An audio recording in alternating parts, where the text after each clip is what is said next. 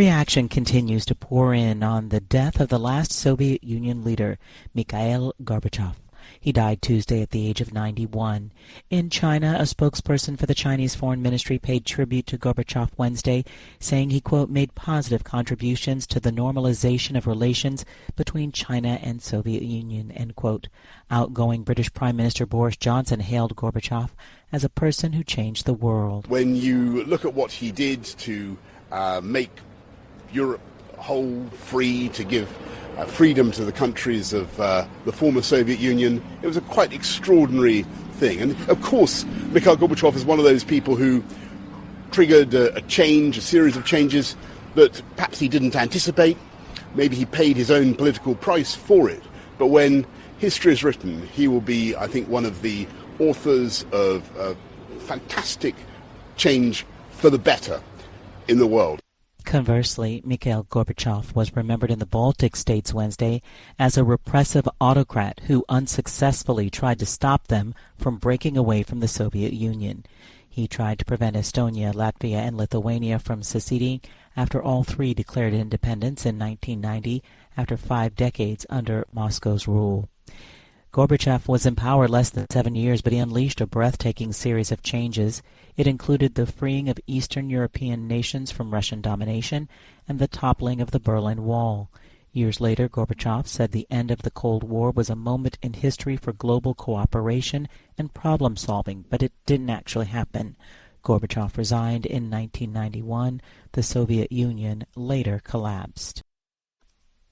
Ukraine urged Russia Wednesday to halt its shelling of the route to be taken by the International Atomic Energy Agency, IAEA, to reach a Russian-occupied nuclear plant as the inspectors reached the southern city of Zaporizhia.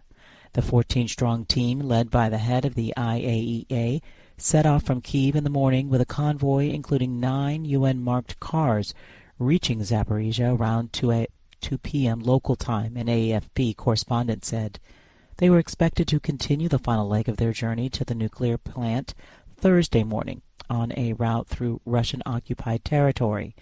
As the team set off from Kyiv, Ukraine accused Russian forces of firing on Energodar, a town with a pre-war population of some 50,000 people, which is next to the plant.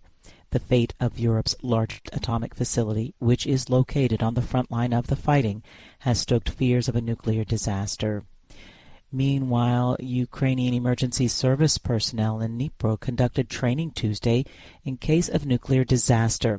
This amid international concern over a potential accident or radiation leak from the Zaporizhia nuclear power plant.